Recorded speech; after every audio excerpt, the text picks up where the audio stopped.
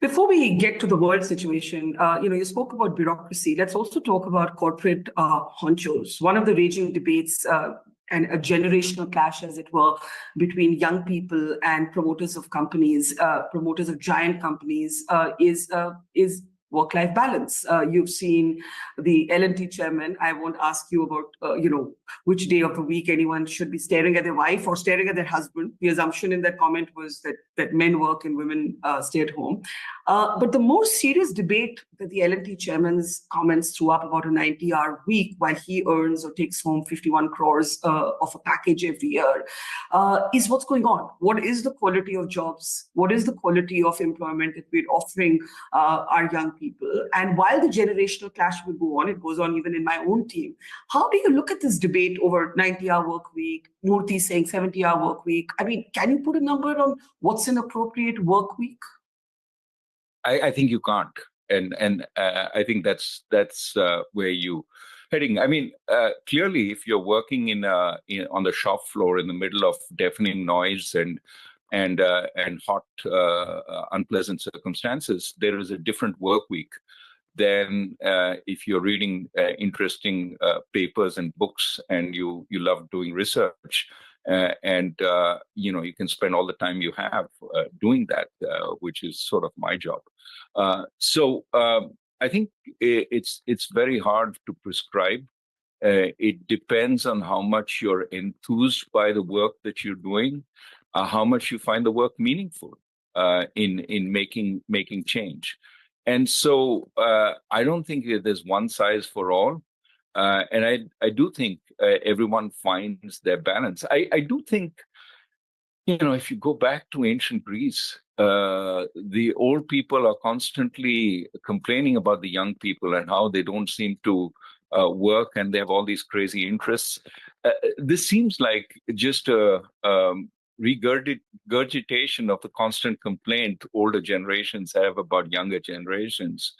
And I mean, I now am well and truly in the older generation, and I remember that we were somewhat frivolous, by our current standards when we were young, and we did crazy things. Of course, I presume we'd be shocked by some of the things the young people do today. But I don't think that's any reason to keep lecturing them. People have to find balance, and if they're not working to the extent that you want them to work in your firm, look to yourself. What is it that you're doing wrong in incentivizing them? And to some extent, I think you have to also allow for the fact that people have other interests in life than just your job, and they have to develop them. So I think this gets a lot of air when it shouldn't. It's old people complaining. And they but it's also the kind of comments, right? Like how long can you stare at your wife? I mean, it's frankly not even funny. Like I know why do we give people air when they he's the L&T chairman? He's not like so a consequential person. It doesn't mean that not everybody in high positions has enlightened views about the world that you need to listen to. The fact that you have a bunch of skills which get you to the right place doesn't necessarily mean, and I that applies to me also. I have no great views on GST because I haven't gone into the micro details of it. I just know the broader issues that we need to revisit it. But doesn't give me a license to opine on everything. Though you're asking me to. I can ask you how many hours you work a week. Well, I don't see that goes back to the point. I don't see it as work. I actually enjoy doing it. And so a lot of it, I mean, what is the kind of work that I really, really,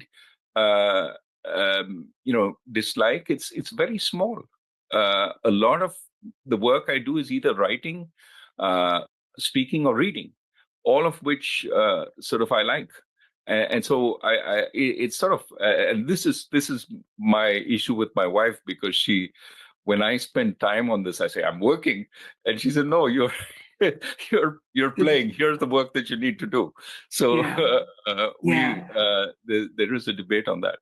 Yeah. In fact, my friend, the economist Rohini Pandey, whom you may also know, she always argues with me that it's a privilege that we don't often acknowledge how much of a privilege it is that we work in spaces that we love. And for a lot of people, that privilege is certainly is not affordable. They're working to earn.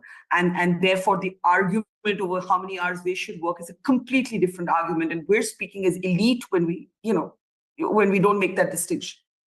I agree entirely, and I think you have to take that those into account: motivation, conditions, how hard it is, some of that work. I don't think there's one size for everyone, and that's why I think I have great respect for the L&T chairman, but fixating on the 90-hour issue and all the other sundry comments is just deflecting from more important debates we should be having.